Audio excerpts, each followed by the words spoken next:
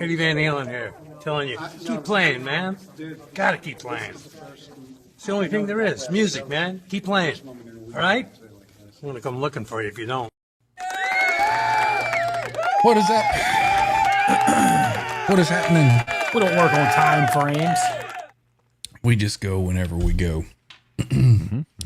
Welcome in, everybody. It is Tuesday's Guitarsenal. It's September 2nd, 2025, 9:09 p.m. Eastern, and we are ready to go. We have got with us Randy Price,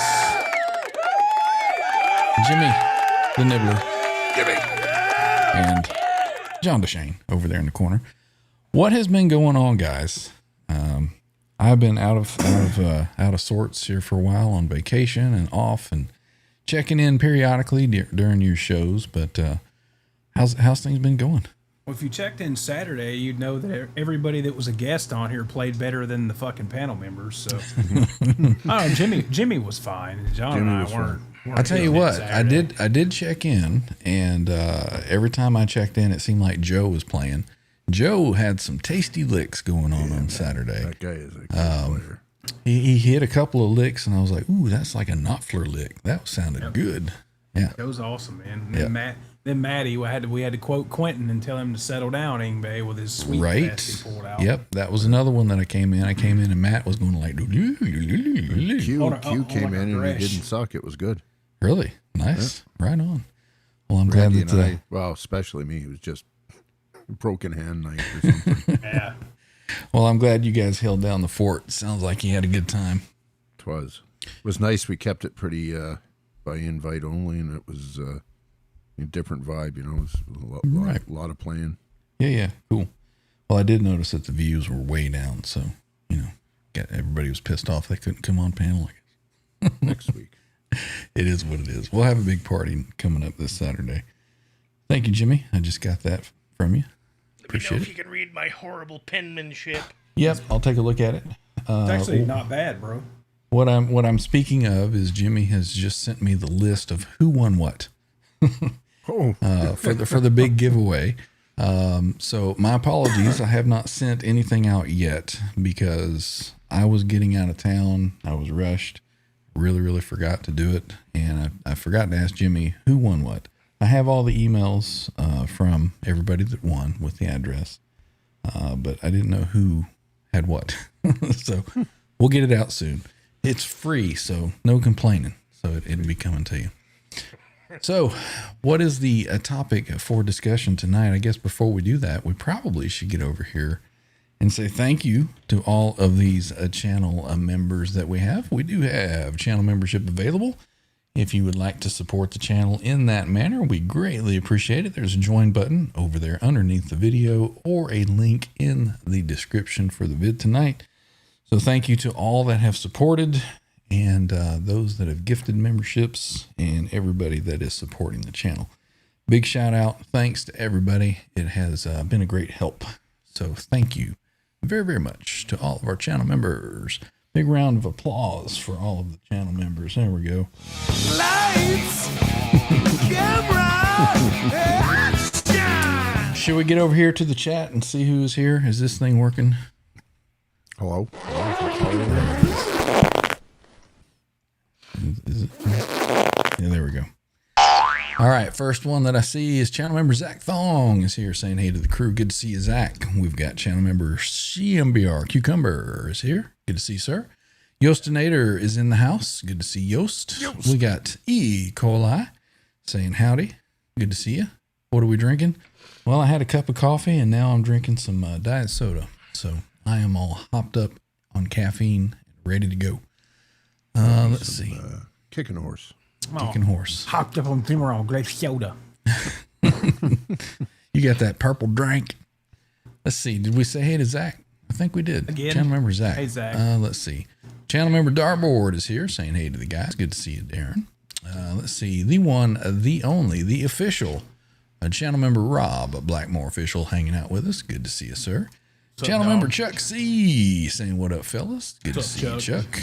And we've also got channel member Cushman NYC is here and hanging out. We've got a member, Dan Gorman, saying cheers to everybody. Good to see you, Jimmy's Dan. going to play it. Jimmy's got the guitar. Jimmy? He's like, no. That's a different night. That's a different night. Let's see. Channel member El Barget is here. Good to see you. We got Scott Brockway hanging out. We also got Kevin Brava is here. Right on. Yo.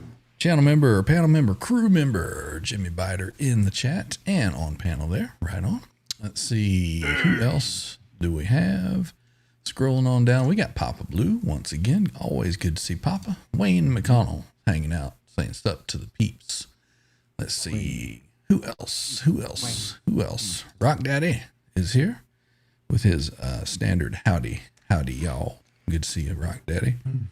Did we say hey to Scott Brockway? I think we did. There's No Man's Land. It's hanging out. First day of school. I brought my pencil. Yeah, it's interesting that years ago when I went to school, it was always first day was day after Labor Day, right? But seems like a lot of places now start way back in August anymore. Well, they were starting in July down here for a little bit. Right? Like a couple years after I got out, they started that balanced calendar where you get like the different weeks off or whatever throughout the year. We didn't have that shit. Nope. Once we were in, we were in. We got channel member Gene Blyst hanging out. Good to see you, Gene. Channel member Larry H. Burn out. Say what now? God forbid they burn out. Right? Yeah. I fucking took my kids to school today from 10 to 12. Kurt 5150 is here in the chat saying, I'm hoping Quentin is invited to this stream tonight. Not that I know of. So what was the, you know what? I haven't been around a whole lot. What was the general consensus with their show on Wednesday where they were claiming that I was a re-gifter? How did that end up? I'm not sure. I missed most of it. Yes, it was. I checked in and they were giving me a little what fur here and there, but it's all good. It's all good. I guess they had to have something to talk about that night. The only thing I really remember from that show, and I was there for that thing, and I it was important enough that I forgot about it. Yeah. The only thing I remembered out of that show was Beesman talking about checking out the new Chevelle album, which I'd forgotten had came out. I was like, oh, yeah. So I checked it out, and it's a fucking banger. So. Oh, Good nice stuff. Nice. All right. Well, cool. Maybe we'll get to some of that later. Guitar Talk Universe. I think that's Quentin is here. See you, Quentin. Let's see. Scrolling on down. Who else do we have here with us tonight? Channel member Joe McGraw says, been a while. You know how it can be. Family matters take priority. That's right. But good to be back. Good to see you, Joe. Mean Joe McGraw is here. Channel member Blue Mox is hanging out. Good to see you, Blue. We got a member Todd 0864 is here as well. Good to see you, sir. The one, the only CLS, Mr. Sova. Like my eyes, red, my woman white, and my music blue. Get out, get live, get old. Good to see you, Sova. Yeah. Channel member Keith H. is here. Good to see you. Also, channel member Jeff K. saying hey to the crew. Good to see you, Jeff. Let's see. Who else? The one, the only, our favorite firefighter from Chattanooga, number 5, channel member Andy Carson. Good to see you, sir. We're going to have you jump on and show us all that new Luke that you got. Have a little discussion on one of our Guitarsenals. Let's see. We have the hero from a couple Saturdays ago is channel member Sarah. Sexy saying, hey, Sarah. all. Good to see you, Sarah. Welcome in. Let's see. Feeling guilty? No, not at all. Let's see. Guilty. Are you? I have no idea. Oh, We I also forgot have Scott Brockway's a chronic shit disturber. right pudding stir. We have Rene Hernandez is here. I was checking out all his pictures. He's been in D.C., like he says there. It's like he saw everything that there was to see. All the good stuff, anyway. Yep. Well, good to see you, Rene. Welcome in. Awesome, Let's see. Even the military laying the smack down on crack. How's that going? Well, they guess haven't we don't had any talk about shootings since he did it. Right. Yeah. And we have reached the end of the chat. Anybody else that's filing in, say something. We'll say hello. If I missed you, I'm sorry. Say something. Let's see. Scott says, I see how it is. Can give, but not take. Some people. I have no idea what he's talking about. So. Exactly my point. Yeah. Ping, ping. I'm talking about ping. Ping? Ping. Ping. Like the- ping. Like the tremolo, the ping made tremolo? Yeah, golf what cart. he had that fucking came apart in 500 pieces. Hey, looky here. We got channel member Matt McCollum Music is saying, Ayo, just getting home. Welcome in, Matt. Good to see you, sir. Matt. There's Bo, Guitar Man 45 channel member, saying, hey to the crew. Right on. And Scott says, ping pong? Ping pong, short dong. Maybe. Balls of fury. Oh, my goodness. So, what has been going on, gentlemen, and what is the topic for discussion tonight? Could be whatever. You brought up getting Andy to come on. I was talking to the Yostinator. Sunday or Monday? I think it was Sunday. I was talking to the old Yostinator, and I said, man, you ought to jump on a Guitarsenal night and show off like all 800 guitars that you have. Right? And he said he's on a vacation from work, I think the week of Halloween. So we might have a Yostinator join us for a rundown of his stuff. Right on. I'm for it. We can get that worked out. Yeah, I'm all for it. So, Putting you on the spot, Yost. yeah, anybody that wants to jump on a Guitarsenal, show off some gear or anything like that, send us an email. We'll get you on here. We'll have a night of it. So, but Jimmy was talking about something earlier. You were talking about was it you that sang, or somebody had an Ampero or something? What? Jimmy was talking about comparing the Plexi to the 800. Oh, okay. Where did that come from? I don't know, but I perked up the moment I heard Plexi and 800. Right? Seemed like a I was like, does Jimmy have an 800 and a JCM? Yeah, it's Super in that League? little white box over there. Right. I'm kind of curious as to what you've been finding as far as your favorite tones out of those little hot box and whatever you guys have. I like what I've dialed up, and once I've kind of dialed in my sound, then I don't really care about fucking exploring other options. Right. So when I came into the room tonight, I heard you jamming out a little something, and it sounded different. So what have you done different? Nothing. It's a different guitar. Oh, And okay. it's a guitar that's tuned to drop C with nines on it, so it's nice and slinky, and the action's too low to be in drop C with nines, so it's kind Right. of floppy sounding. I don't know. It was sounding more kind of full to me, like you had cranked up a micro pitch or a detune or something. Nope, I still have the mix on that at 50%. 50. That's awesome.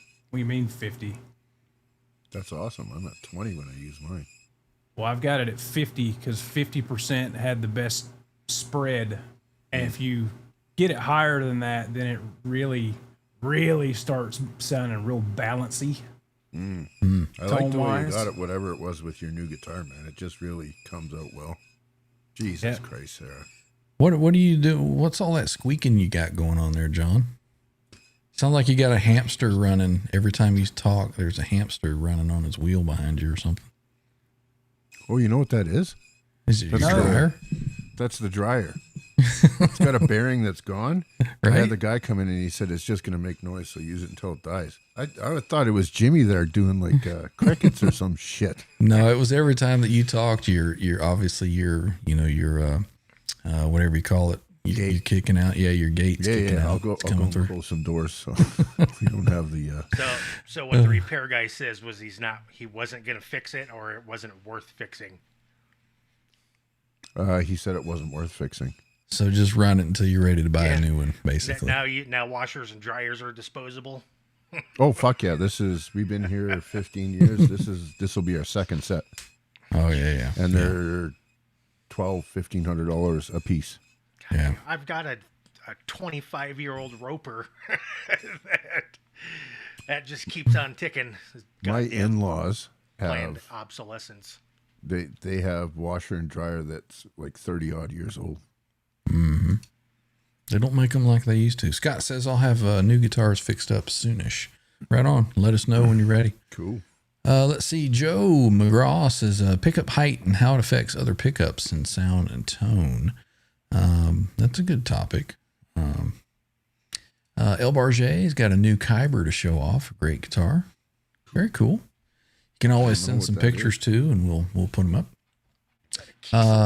Channel member Steven Franklin is here saying, hey fellas, good to see you, Mr. Franklin. Guitar Man 45 saying, I christened my grandchildren, took them to Ted Nugent show. They got their faces melted big time. Thanks to Chris for the tickets. Sounded like a good time, man. Yeah, he had it on, I think, Facebook or something. Very cool. Yeah. What in the holy heck is this? Jesus, Sarah. Start drinking. Wow. 2.5 shots, Ryan. $50 super chat for an upside down smiley face from Sarah. Thank you for the channel support. Awesome. We appreciate it.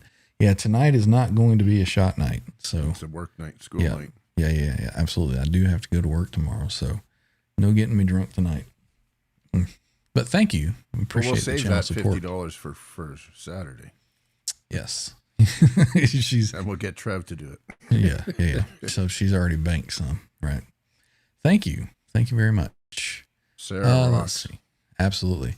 Renee says the Master Randy with a Chevelle and Ampero sounds like $1,000 expensive gear. Well, the guitar was more than $1,000, but I think he meant thousands of dollars. Right. Yeah. Thank you, buddy. I appreciate it. Yeah. Let's see what's going on. Larry H. I think we said hey to already. Darboard says, crew, when running delay before an amp, what are some magic numbers in milliseconds and feedback? Feedback really low, because otherwise it's just going to blow up the front of your amp. The only delay that I technically run in front in my wet, dry, wet is 424 milliseconds with one repeat. And that is for the luscious lead delay or the cathedral type delay, along with the cascading into the 250-500 delays. So there you go. I don't run delay in front of an amp. Yeah, it's technically not in front of my amp, but it is in front of everything else. So let's see. Scott says they are disposable. Our repair guy said buy a Speed Queen. And that changes every couple of years. That sounds like... In what street corner would I find Christ, them? Sarah. We got Scott Bogfoot saying cheers from Newfoundland. Good to see you, sir. Welcome in. I seem to recognize that name from before. Maybe when I checked in, he was here saying a couple hello. of times, yeah. Right on. Welcome back in. Welcome back. You see Sarah? Doofy. Got Searching for Chone, channel member, has made his way in saying, hey, folks. Good to see you. CMBR, there's a David Gilmour interview. I think Beato did a new interview. Is that right? Yeah, an in-studio interview with him. I have not watched it yet. I have not had a chance to see it have yet. I. Yeah, I just saw a little clip of it there. Let's see. $50 is $50. That's right. Let's see. Send some pics in Discord. Right on. What else is going on in the chat? Keep looking. Jeez, Sarah. Cha-ching, cha-ching.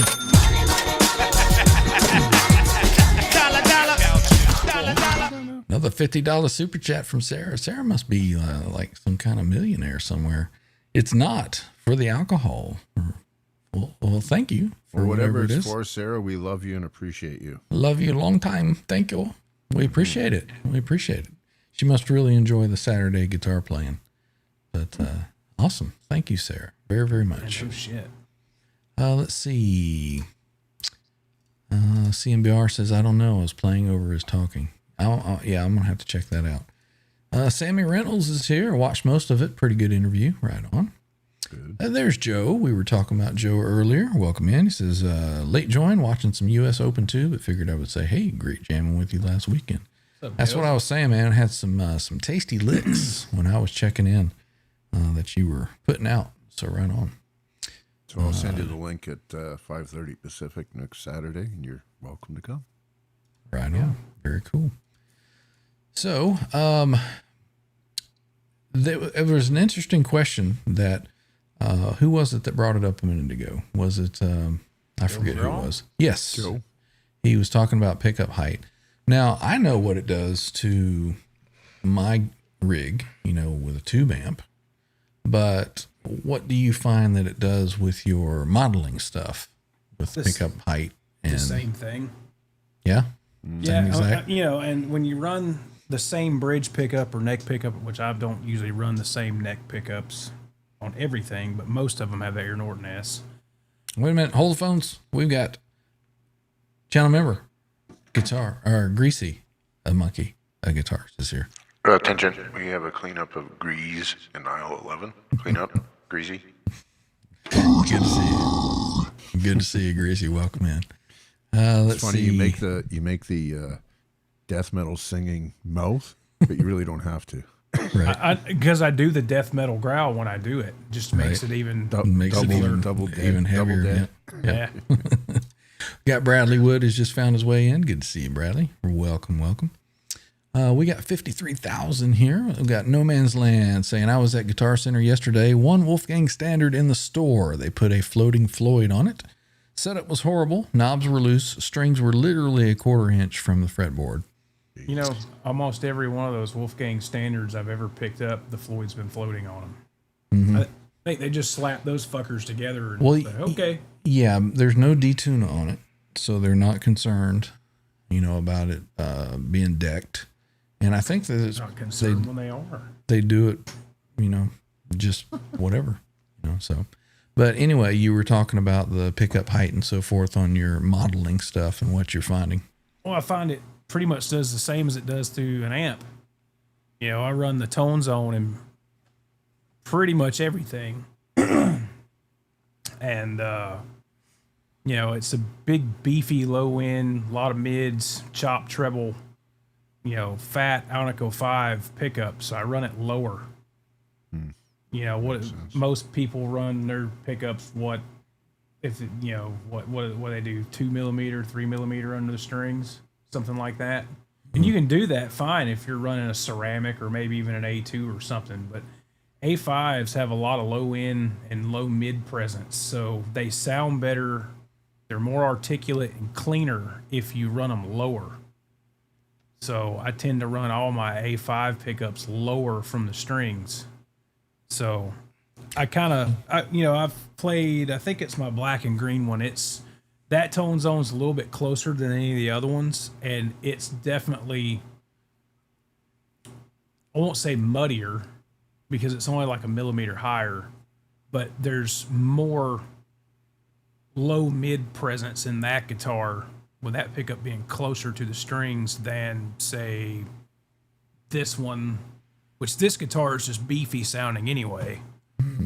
Or, you could even go with the blue build. It's pretty much dead on 5 millimeter under the strings. And, even though it's a rail humbucker single coil size, it sounds like a tone zone. So, but yeah, I don't know. This guitar is really clean sounding anyway. So, yeah, just beefier sounding pickups like big A5 magnets.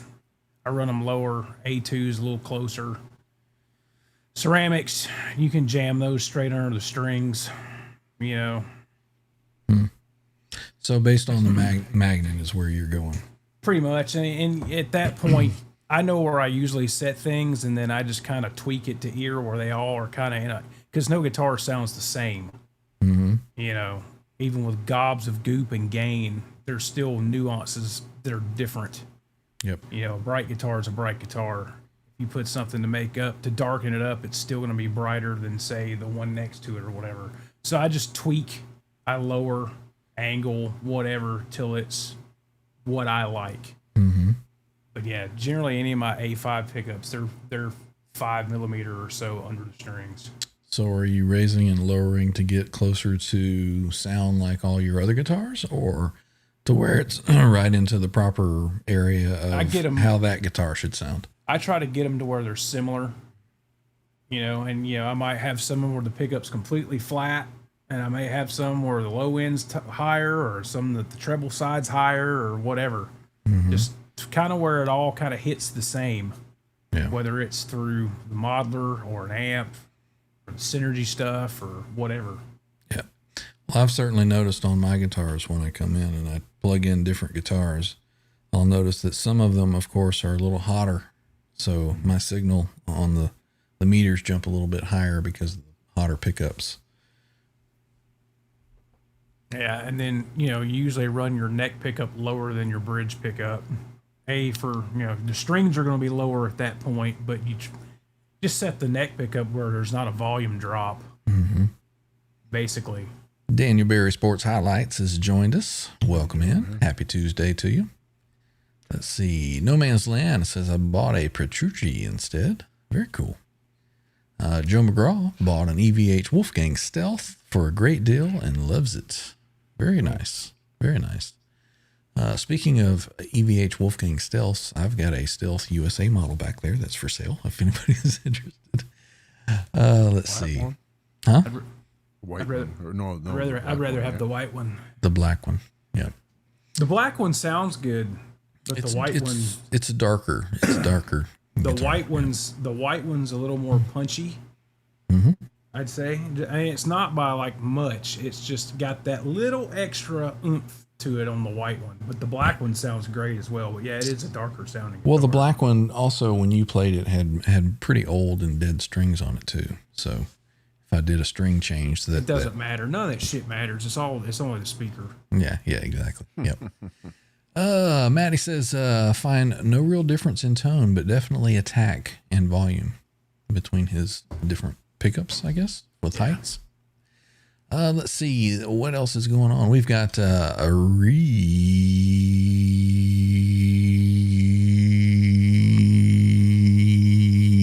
Rico is here. Anybody else's pinch harmonics suck? No. Nope.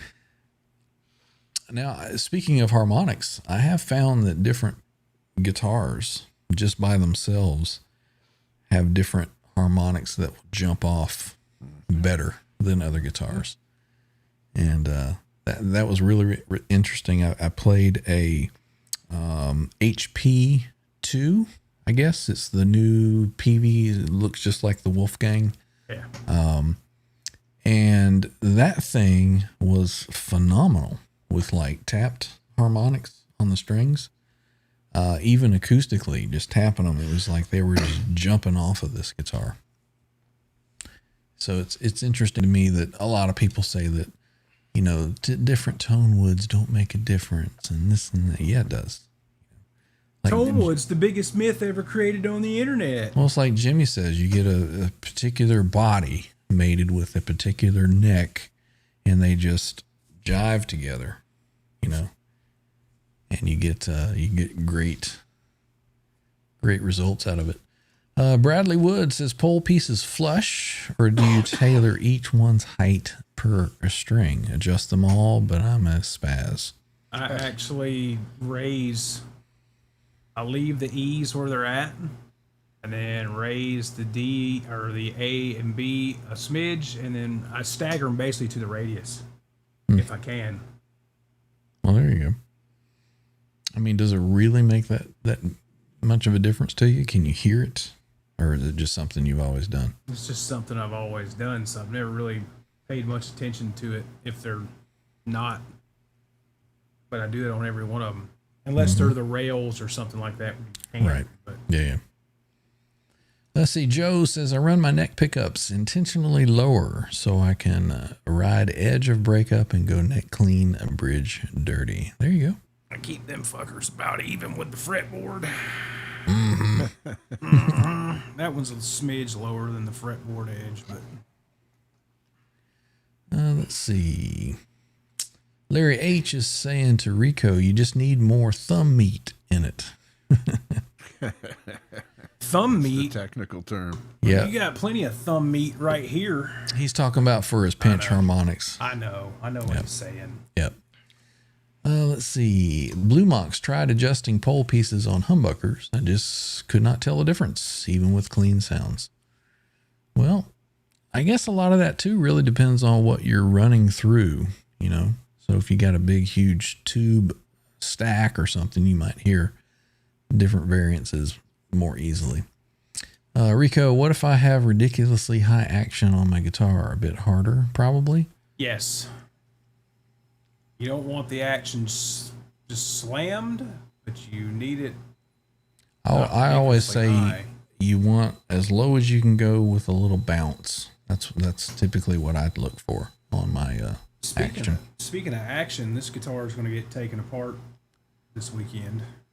What? Yeah, I got to get shim it. I'm going to have to. The action's just a little too high for Just me. not where you want. It's playable, but Well, obviously. with it having a 12-inch radius on a 16-inch radius board, it's really easy to slide your fingers under the strings. So I've got some of those full wood shims laying around. I bought from Stumac, I don't know how long ago. Mm-hmm. There's like a 1/2 degree, a 3/4 degree, and a 1 degree. I'm just going to pop the neck off and pop that 3/4 degree in there and See how she do. see how she do, because I can't lower the Floyd anymore. If I go down anymore, I can't dive the Floyd. So Todd says the string type can affect pinch harmonics in his opinion. Yep.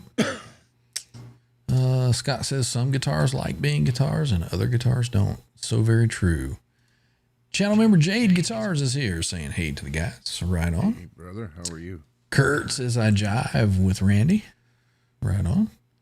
Let's see. Talking about Willis. Larry recommends just keep moving around where you pick and keep trying.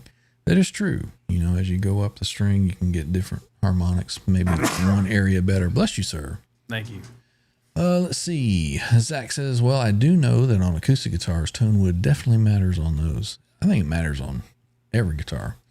Matt says, if your action is high, the string will press up into your finger, killing the harmonic. The string should be slinky and smooth. Right on. Lesbian. Matt, how the fuck do Jesus, you have Sarah. slinky strings and you've got 80s? Another $50 super chat from Sarah. Jesus, Sarah. Says, because Ryan's voice is so calming. Relaxing. He does have All right. an announcer style voice. Yes. So I'll just break it down into a little low voice for the rest of the night and see how much more we can how milk much out more of you Sarah. Yeah. Get out of the poor woman. Oh, goodness. Sarah, thank you. Thank you so much for the channel support. We appreciate it. Matt over here talking about slinky 80 gauge strings. Let's see. Frank C. Channel member says, do you guys use saddle shims to match your fretboard radius? I never have. So I don't do that. I don't match the fretboard radius because, and it's personal preference, but case in point, like I just said, this guitar has a full 16-inch radius board. Well, my Floyd saddles are 12-inch radius.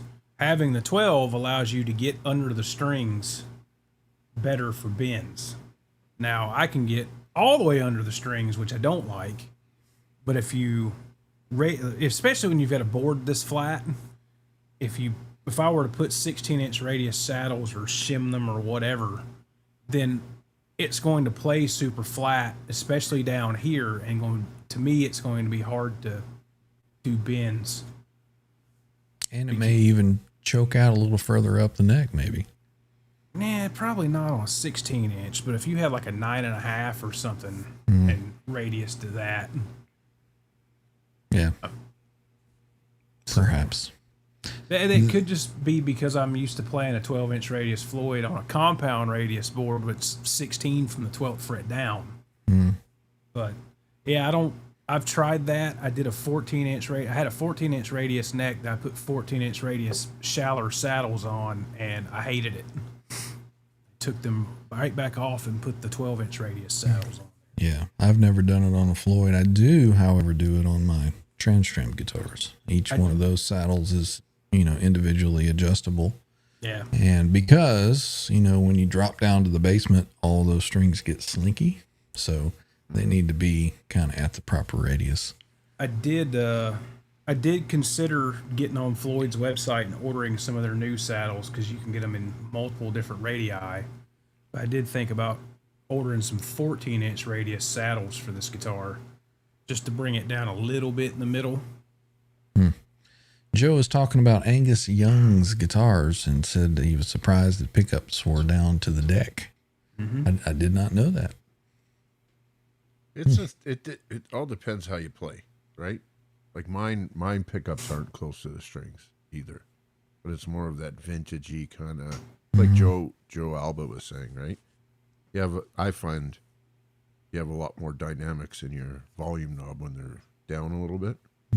It's about finding the right. I mean, that's why I went through 3 or 4 different pickups until I settled on the ones I did. Right. It's to get that balance of keeping it low but having enough push where you know. Rico is talking about his action. He says, I crank my action all the way up. I've had techs tell me they can't play my guitars. Really high action is not something that I like. I can play a medium action. What do they consider medium, like 2.5 to 3 millimeter on the low E or the E's, that's really what that guitar is right now. It's really like a medium action. I want to try and drop it about a 0.5 millimeter to 1 millimeter, get it down to about 1.8 or something like that. Channel member Gene Spliced is here. He says also high action is bad intonation. It's bad fretting intonation as well. Yeah, You gotta mash the shit out of it. Darboard says Stealth 100 or 50. If you get a chance, email me the particulars. The guitars. I was talking about the guitar. I have a USA Stealth guitar that I'm getting rid of. Let's see what else is going on in the chat. Kurt says, slide them to the side. Get them panties off, boy. Boy. You ain't never seen Deliverance, that's what he says. Squeal, boy. Don't get them panties off. Searching for Tone says, I'm in the minority, but I'm digging the new boss. Glad somebody is. Which boss? I don't know. That digital pedal that comes with, comes with like, what, 8? Yeah, and I think digital pedal. they've got 3 or 4 more slated for January that you can put in it. Yeah. They're basically copying what TC Electronics did. But if you want more, you can buy them. I gotcha. Bo Everybody's says, pissed off about that. have you guys seen the Bogner Uberschall Ultra Amp? Seen a few vids on them. Sound pretty good. I love the Bogner Uberschall, and I have played an Ultra, and they're fucking awesome. Personally, can't say that I have ever played one. Jared from Tone Wars channel on YouTube. Oh yeah, yep. Did a video on one. What'd you think? Go check it out. Well, Sounds like an Uberschall. Well, the cool thing about the Ultra is they have different tube options. You can get a EL34, 6L6, or a KT88. And that's just basically based off the fact that Reinhold was modding multiples Mark Tremonti's got a 6L6 and a KT88, like regular Uberschall, that he had modded for him. So I guess he was doing a lot of mods to run them off different power amp tubes, and they decided just to make a production version of it. And it's got a couple other little bells and whistles on it. But I played one about a year ago. I think it was a KT88 version. It sounded fucking awesome. So But options. I like the Uberschall. I like Bogner's. So I think that Helios we played at Righteous sounded really good. We got Steve Gunner is here. Welcome in, Steve. Seen a few videos on that Helios, is it, or Helios? I don't know. Sounds fucking good. Hot Tomato, one, hot tomato. tone. Right. Sounded really good. Larry H has a tip of the day. If you take your neck off after you put it back on and tune to pitch, loosen the neck screws, then retighten, then set your intonation. Making sure that it's Is that what you... all set. Well, I do that This is, just to make sure my strings are centered. Then if you have to take the neck off again, the intonation should be spot on. There you go. Let's see. Did you see the new fancy paint RR Distortion Plus? That's just a bog stock Distortion Plus. Well, Scotty, they went through that video and they used period correct components in this version of it. Does Randy ever play 24 fret guitars? I have a few 24 fret guitars, but generally, no, I don't play them because I don't like the way the neck pickup sounds in 24 fret guitars. E. coli says light gauge strings give that slinky pitch bend dimension. Reverend Willie 7-gauge strings are recommended by Billy Gibbons. Try them. You might like them. Absolutely not. And of course, Scott says just set them up for what works for you, pretty much. I agree. Exactly. Yeah, exactly. Sammy says my action is 2mm on both E's. Matt, my pickup is too close to my 80-gauge strings that will get stuck to the pickup. Goodness. Scott says mine is usually 2.5 64ths on the low E and 2 on the high E. 2.5 64ths. 2.5 millimeter. You don't get no 2.5 64ths. Sarah says I get to be number one again. Is that what those super chats do? 5 64ths is right about 2 millimeter. Definitely agree. Let's see. Scott, I have a limited edition one. It's exactly the same, and it's still a bog stock Distortion Plus. I'm just telling you what their fancy video with Phil Dimmel and Phil X and Rudy Sarzo said today that I watched at lunch. 2.5 millimeter is way up in the air. Maybe that's where Way Up Dude plays his 2.5. Yeah. That's about where they sat on the blue guitar, about 2.5 millimeter on the low E. Got to come down. Darren is asking, did you happen to watch the Sonic Drive Studio? What makes the PB 6505 so great? Because it is. I saw it. I saw the There's a lot of people that still give those amps a lot of guff. Really? Yeah. There's one amp repair person on YouTube's that just kind of speaks about the quality of them not being all that good and this and that. But I'm like, those amps have been around since the 90s. And they're still out let's there go going. down the list of how many other amps aren't really that great. Right? For the money there. Well, let's think about that too. I mean, how much was a 5150 brand new? Like $1,200. Mm-hmm. Back, in the 90s. They're still not even $2,000. Yeah. And pretty much every fucking metal album from like 95 to now, I guarantee you there's some form, shape, or fashion of a 5150, the PV version on the album. Right. Just the saying, truth is, brah. they're shit amps to work on because of the way the boards are stacked on top of each other and all the rest of it. But at the end of the day, Dave Friedman, he'll say exactly what I just said, and then he'll say, but they work. So Yeah. And, if you get 10, 15 years out of it and then something happens, you go spend another $1,500 on it and, They're still easier to work on than a Mesa. Right. Blue Mox says, aren't the 6505 basically a 5150? Yes. They're the exact same correct. thing. Yes. Let's see. Quentin says PV Delta Blues with a 15 is a great blues amp. I'm glad I didn't have to say it. Let's give Quentin a break now. Quentin's got a voice here too, so we appreciate that input, Quentin. Yeah, No, that fucking what you've what's obviously been away for 2 or 3 shows. that's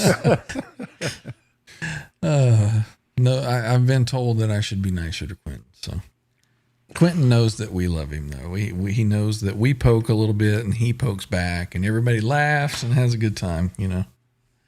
Let's see. People don't know by now that Quentin is part Gay. of the family. Yes. Scott says Uncle Doug doesn't comment on amps like that. I don't know who Uncle Doug is.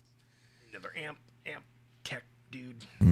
Kurt is enjoying John's dryer noise, right? It's still coming through. You're Oh, welcome, buddy. That's free. There's no charge for There's that. no charge. Absolutely. Yeah, Quentin told me Just I like- needed a shtick, so Yeah, just like Quentin's keyboard, there is no charge for it.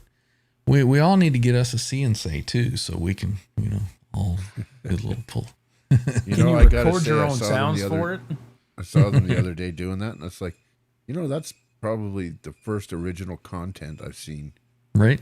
You know, he thought of that all by himself. That was awesome. Yep. He and Steve, man, they got it down.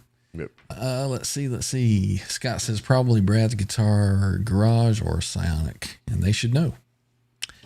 Yostinator is here saying, "Yo, boy, What's up, bro? You coming on the 30th or what, man? Well, like we were talking about. Let us know. October 30th. Look it up. Joe, the old block letter 5150 was great for the type of tone I was going for when they came out. There The ain't only no difference between a block and a signature, but the tubes they came with. the only thing that I never really liked was they were noisy. Yeah, big time noise floor on those. I had one of the first ones when they came out. It was great. I played it for years and years. Let's see. There's a tone in there. He's playing a Les Paul. I think is badass. What are you talking about? Tone in there. He's playing a Les Paul. I don't know where you're talking about. Let us know. Let's see. Joe says, I'm old now and like my just broken up tone for my Boober and Bends. Yeah, man. Joe and I get along real well. Let's see. There, see, Quentin says, I love these kids. Except Randy. Fuck that guy. Sarah, throwing it out again. I'll tell you what. $200 fucking dollars. Not gonna say $50 no. super chat to say, fine, I'll stop. Well, thank you. I'll try to keep the smooth voice going for you tonight. The 28th, Yost. I'm retarded sometimes. No, thank you. Thank you very much, Sarah. We appreciate it more than you know. Let's see. Dollar, baby. I was going to say, yeah, everybody put their deep voice on. Cool Breeze is here. It says on the EVH special and standard cut, the treble beam cap from the volume pot to open the pickups up to let them breathe on the Wolfgangs. There's a very small valley between sexy and creepy, I think. We're kind of falling down into that valley. Hey, John, you got a pretty mouth. Yep. I ain't got no goddamn treble bleed. Oh, goodness. So on this note here, Cool Breeze is talking about the Wolfgangs, and I know a lot of people have talked about, like even there's been talk that Edward's own Wolfgangs, he had the tone knob just taken out. You know, it didn't do anything. Disconnected. Yeah. So, what's your thoughts on that, Randy? Have you heard that before? Have you seen that? What's your recommendation? I might have a picture of back of the 2015 white relic without a cover on it. I don't remember. I've seen Tom Weber talk about that, and I don't think that treble bleed was hooked up in his. You're playing a tube amp loud, you don't need a treble bleed. I'll maintain that. Well, I've heard that the tone knob was completely disconnected on his signature guitars. Yeah. Ask Tom; he'll answer you. Yeah. Maybe Kurt knows. Didn't Kurt go and hang out with Tom for a while? Yeah, as long as we're understanding that the tone knob and a treble bleed are two separate things. Yeah. Here it's at yes, I'll agree. You delete the tone knob and capacitor out. Yes, you'll brighten things up a little bit, but I have never experienced a treble bleed tone knob. Affecting tone knob? You know, a wide open volume pot. Not wide open. It's supposed to, well, you know how treble bleed works, Jimmy. But what he's correcting what I'm saying is that the treble bleed is on a volume knob, right? Not on the tone. Yeah. Yeah, it's on the pot. Oh, we're on. Yeah. Yep. Gotcha. Yeah, so typically I think what it does is, because it's usually on a 500K pot, am I right, Jim? Yeah, you can do it to add. Yeah, so it just I mean, it doesn't matter. compensates for... It's just passing bass to ground and allowing treble through as you roll back the volume knob. Right. I agree with you, Matt. Our favorite geriatric. Definitely. Q's awesome. Let's see. Q says, why not get a CNC? You copy everything else Guitar Talk Universe does. Oh, you're so funny. You're so funny. Let's see. Hey, look at here. Got a new name that I have not seen before. Little XO says, hi. My mom, Dahlia, says hi. She will be in chat later. Right on. Cool. Thanks for the warning. So is that little hugs kiss? Is that what that is? Little XO? Let's see. So this, Ryan, this says that the tone knobs in the EVH are no load, so they're out of the circuit when they're turned all the way up. Okay. That's all it says. All right. So let's see. Todd 0864. I'm tempted to get another used tube amp. Looking at Marshall DSL 20 or 40 or Orange Rocker 15 Terra. I have not used any of those. So I would have no recommendations. I hate and despise Orange, so. And I don't think that I've ever really played a dual super lead that I was impressed with. I did play, I think it was a JCM 2000. I think it was a triple super lead. TSL? Maybe it was a TSL. Or maybe it was the 4-channel one or something. The JVM's the JVM 410. I actually like that amp. I don't know. Most of the demos of the DSL 20s to me sound pretty good. They got a lot of gain for what they are.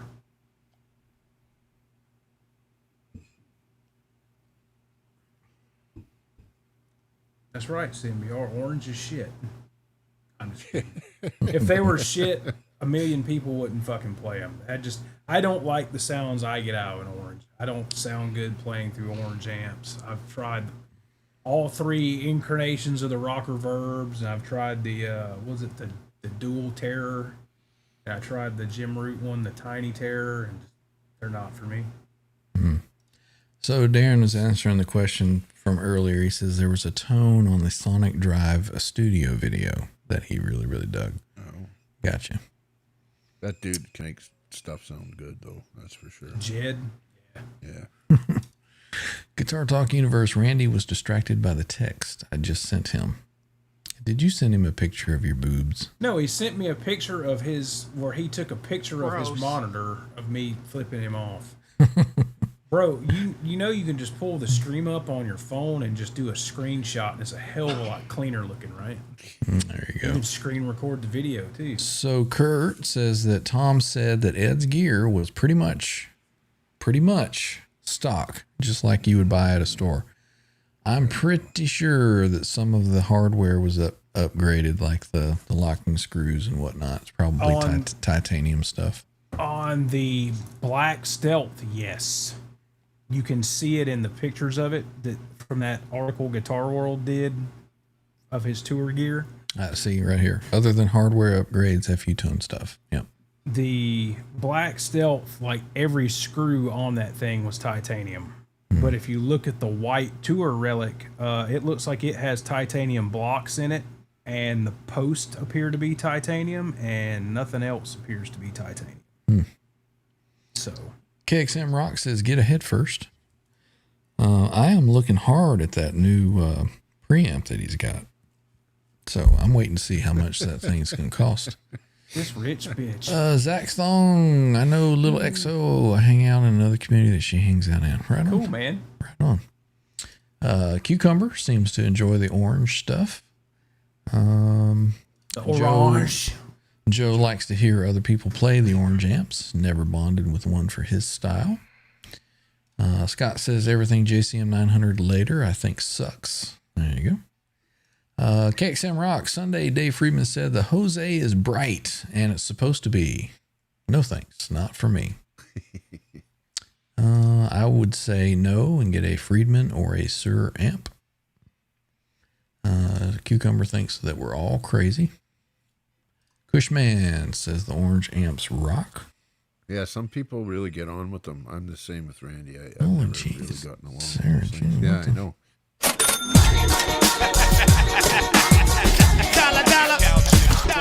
Sarah, thank you once again. Another $50. You have to come on Super chat. I don't know. You probably don't want to. Just You're to invited say, to come on Saturday night. Hell, that is getting laid. Just cause tee. Well, thank you. Wow. Thank you. I'm a bit I was kidding, Sarah. speechless. About Nothing. Exactly. Nothing from nothing, me nothing. Must have said something. Motherfucker punch you in the mouth. Yostinator says, so Gear Talk, Guitarsenal, Halloween Indish with that Yostinator kid. Do we have what day? I'm gonna What go day? try and kill the fucking birds over here. That's the 28th. 28th. Oh, well, he said Halloweenish, so that's more like 31st. That'll be a Friday. That's a Friday, but he's off that week. So the Oh, 28th the will be the 28th. Guitarsenal show. Okay, sounds good.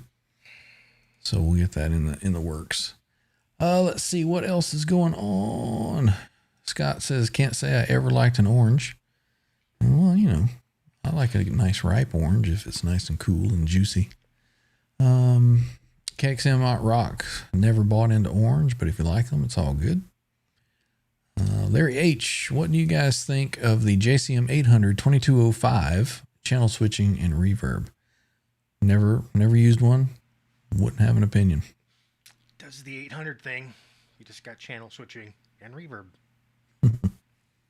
So Scott chimes in. He says, which one? There's two different circuits. The earlier one sounds like poop, and the later one sounds okay. Yeah, but you can fix that. Joe, it's all quality for me and how well the amp is built, and research a lot. Bradley says, I'll never own an orange just because of the stupid ass symbol instead of words.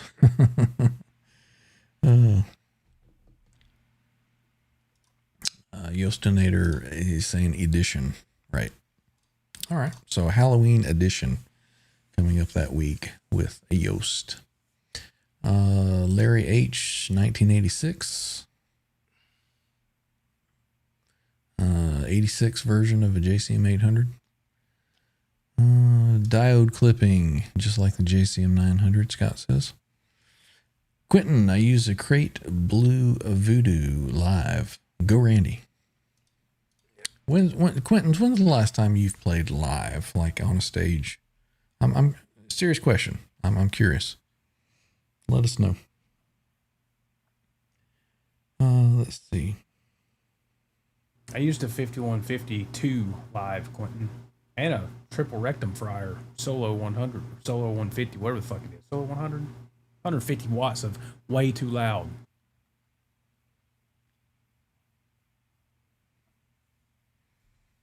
Sorry. Distracted. Let's see. We start talking about diode clipping, and Kurt says it was the 90s, back when knee pads were in fashion. I never wore knee pads live, Quentin. Scott Go. says transforming them are good. You can just gut it and put a real circuit in it. And Robbie Stingle is here, channel member, chimes in. He says, depends which diodes, Scott. And Quentin says, probably around 2002. So that was 20-some years ago. So you were touring or playing on stage when you were 60-something years old?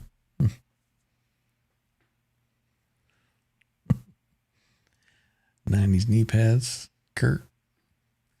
Let's see. There's some live video on the channel. Look up The Unknown. And it was the 90s. Well, the 90s, that would have been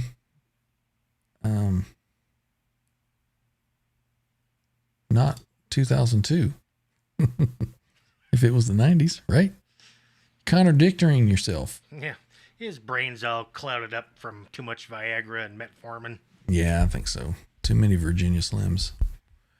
Matt says, I used a blue doo-doo for years. I was 17 till 20-ish. Then I got a 5150.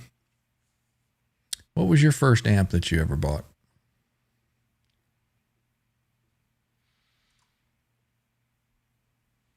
Either of you? What I bought? A Red Stripe PV Bandit. Mine was a, I don't remember what version, but it was a crate amp. And I remember that the dude at the guitar store was like, you need to get this one because it's got a Celestian speaker in it. And the only problem is the Celestian speaker was like, like 5 inches. It was a little bitty combo. It's all I could afford. I was what, 15? Let's see. Dartboard. I watched or heard Eddie ask Michael Soldano to fix or retube one of his amps. And when he took it apart, it was all stock inside. That was Dave Friedman. Yeah, there's been many, many stories about that. People getting their hands on his amp and saying it was all stock and nothing special. Larry H. picked up a 5150 block logo about 15 years ago at a pawn shop for $100. It was like new. That is the purchase of the century. A very, very good deal. Let's see. Monkey Wards back in 1994. Not sure what that's about. Montgomery Wards. Oh, Montgomery Wards. Bradley Wood first amp, Tube Works a combo. Those were pretty cool. The Butler Tube Works. Robbie says Marshall 1970 100 watt super lead with a 4x12 cabinet. Right on. Kurt says, what was Q's band name? The Eyelashes? The Unknown Eyelashes. The Pit Parkers. Crate Blue Doo Doo, 100 watt with a PV 4x12. That was Maddie's. That may have been it. A Crate G10, then a Crate G60. I think it was a Crate G something that I had. Let's see. Eyelid Theater. Thank you very much, says Quentin. Jesus, Sarah. What the hell?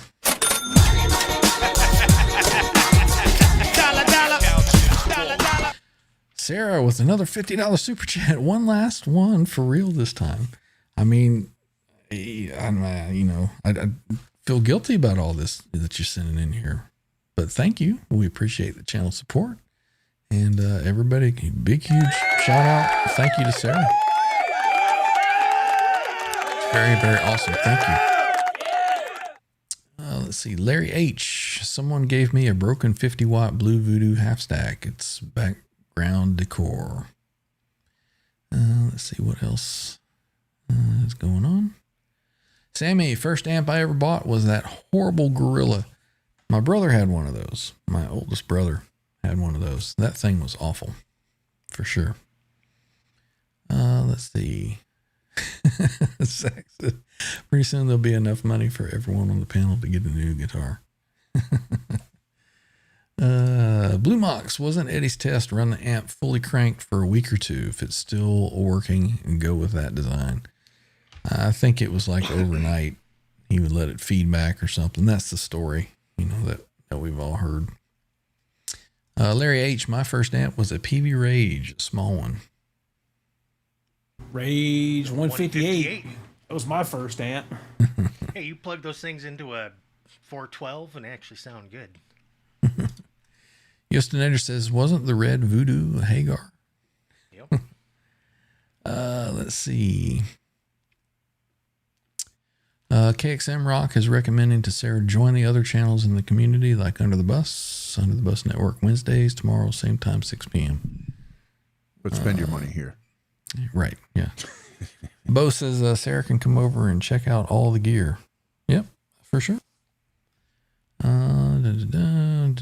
Backstage 30. I tell you what, if I don't know where Sarah is, but if you're ever through the Atlanta area, you can stop into the studio and play any of the guitars. We'll put you on live, and we'll give a tour of the OU Crew studio. If you're in my area, I got some yard work and stuff. Let's see. Scott says first amp was a PV Companion of 15. Cucumber, PV Backstage 30. Back in the day, yeah. Yeah, back in the 80s and 90s, even earlier than that. Anywhere that you went, Yep. any club that you'd go to is PVPA. because the stuff was bulletproof. You know, it was built like tanks. Remember guys man's playing gear. guitars that looked like coffee tables. You know, they had that weird finish on them and stuff. Larry H says, I heard he would lean his guitar against the front of his amp, then go on tour. Let's see. Joe McGraw, they can buy a Kramer Beretta for giveaway now. Just Frankie'd one. Right on. No, we'll wait to win one from you, Kurt, and then we'll give it away.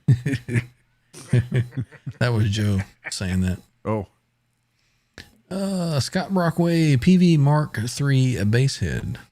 I am assuming that was your first amp. KXM Rock says, come to Atlanta. We'll take you to meet the Dukes in Hazard County. Are you in the Atlanta area, KXM Rock? Well, that's funny because I grew up where they filmed those episodes, so that's my Just the hometown. good old boys. As my hometown, I can take. Actually, they're one of the one of the big filming places about 2 miles down the street from here. So, Is Cooter's that, Garage. Covington area? Yeah, I grew up in Covington. Cooter's Garage is like 2 miles from here, so which is actually Conyers, but Right. The what was that vampire show that used to be on? the Vampire Diaries. Is that what it was? Yeah, I know that a lot of that was done in Conyers, Covington. most of it was Covington. Isn't there like a big clock tower or something Yeah, downtown? that's the courthouse on the square in Covington. Right. Yeah. I remember that being in there. Friday the 13th, point 6, part 6, Heat of the Night. Mm-hmm. A All lot of kinds the of shit. Remember Walking Dead stuff was up there. Yeah. Remember the Titans, My Cousin Vinny. Mm-hmm. The list goes on. They're all, and see now Pico Train. they're The two always Utes. filming shit down there. So I'd still bang Marissa Tomei. What's a Ute? Scott says, my first real amp was a blackface Fender Bassman and 1x12 cabinet with a Jensen Blackbird in it. In your basement rock, man.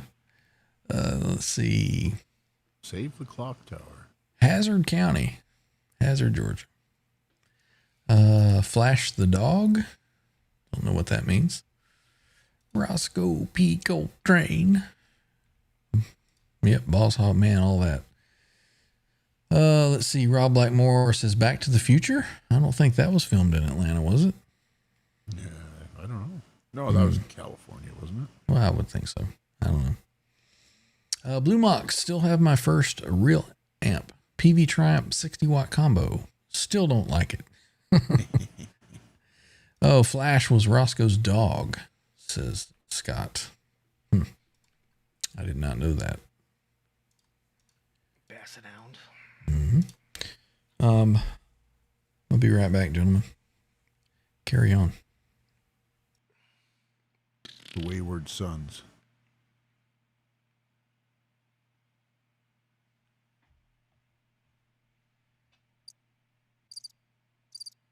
is that Crickets or is that John's dryer?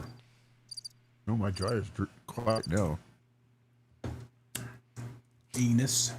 The story of EVH and Soldano. With Mike Soldano. When's this? Starboard? Maybe. I feel like I've seen that.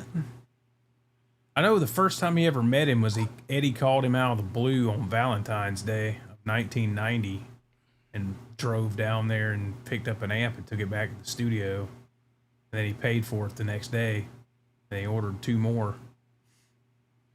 The Stripe Tolex one is nowhere to be found. Question for Jimmy. Tone X. Through my pedal board.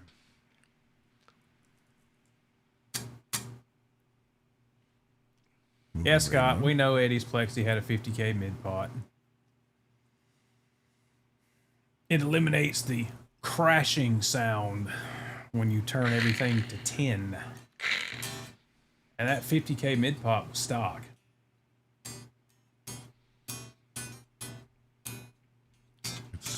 so confirmed that they put them in the SL68, 67, the Sir Plexis that they built. It wasn't, it wasn't the spec for the amp, but it's been said by Dave and everybody else that back then they just kind of grabbed what they had and threw them in there. Close enough. Send it out. Yep.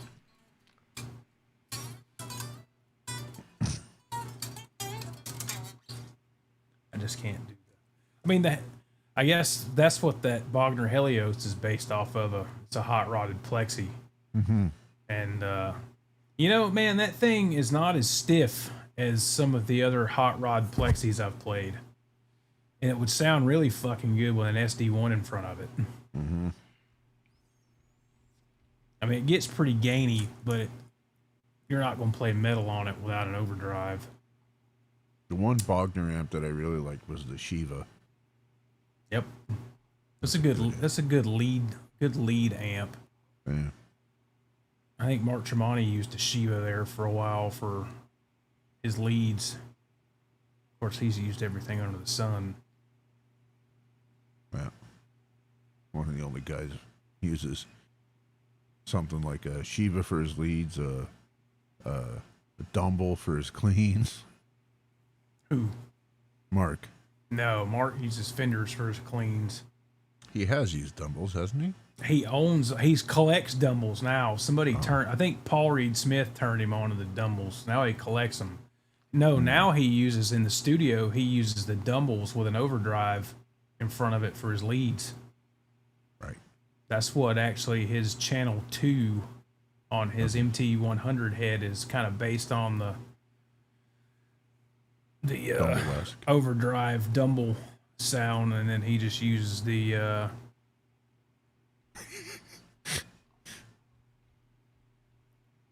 No, he couldn't.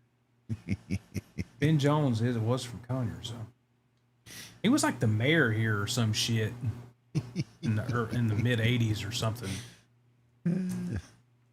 Cool. What a fucking name. That's awesome.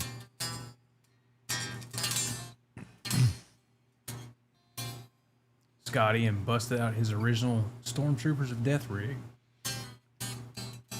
Yep.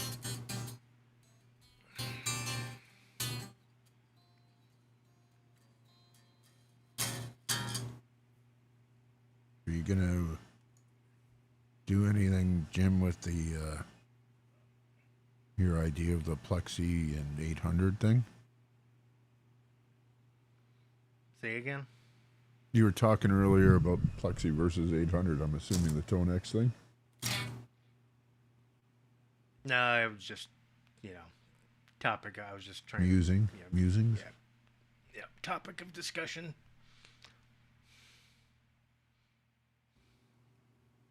Bradley Wood says the Helios is fantastic.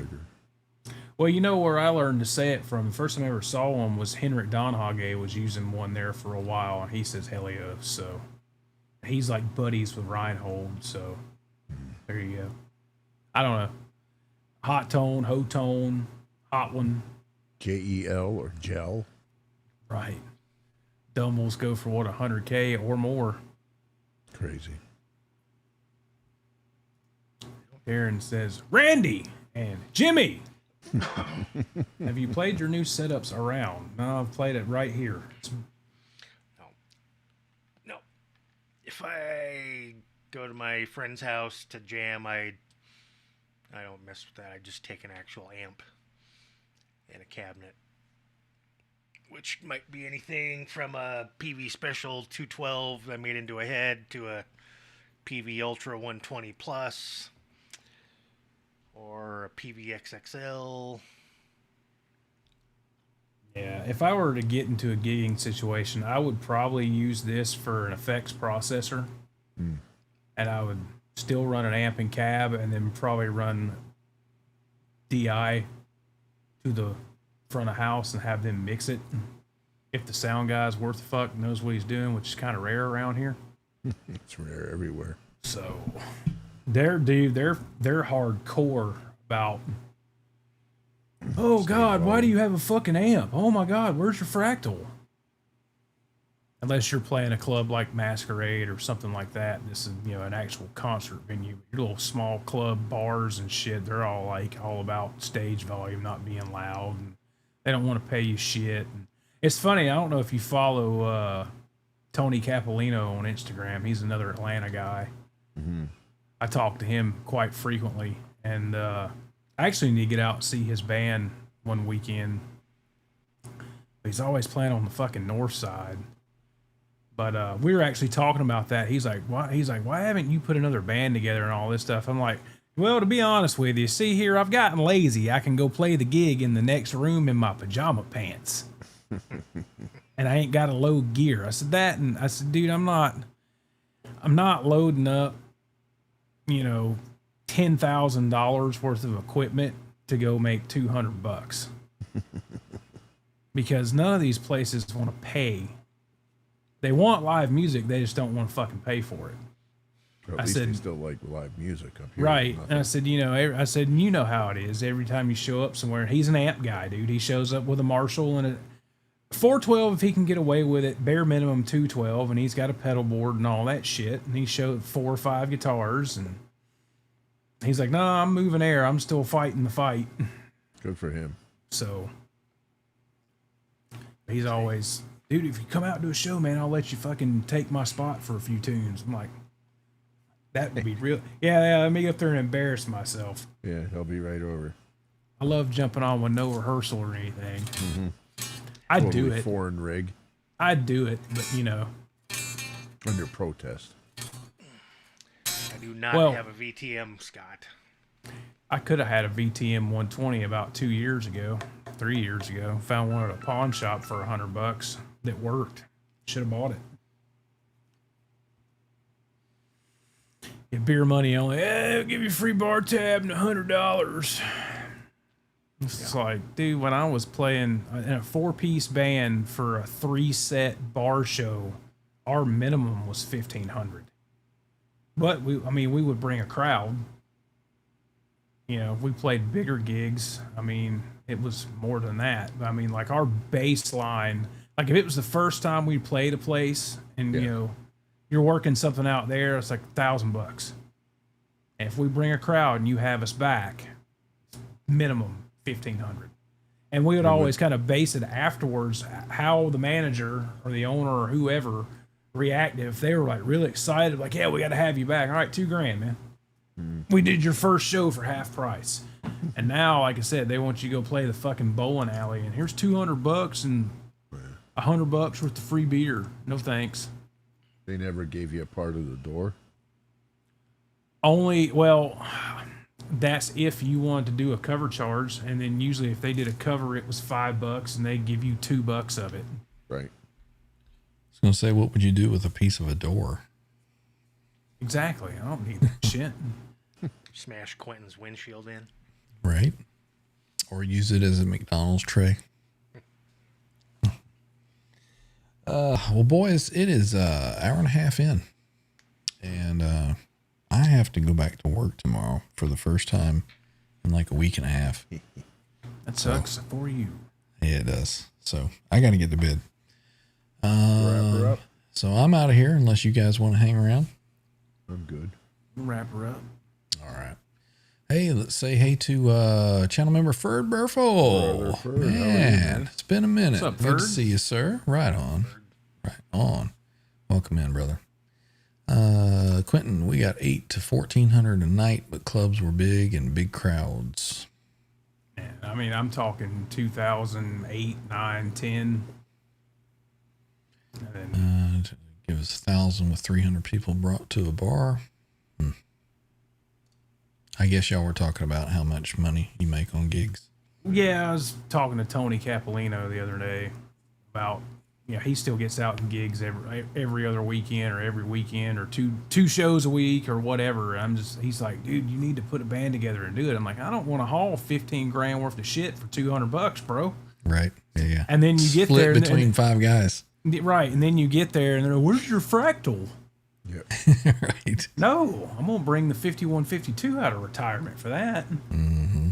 And 3 in the morning when you're getting into bed, looking at going, I got 3 hours before I got to get up. Well, Right. it was funny, dude. When I was gigging all the time, I never unloaded the amp and cab out of the car.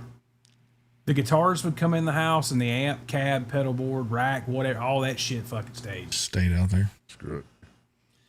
Well, gentlemen, let's wrap it on up. Let's get out of here. 44,000 still here at the end. Right on. Thank you guys for joining us in the channel. We may or may not be here Thursday. May or may not be here Thursdays. Thursday shows are kind of up in the air at the moment. So we will see everybody next time around. A big, huge shout out once again for Sarah.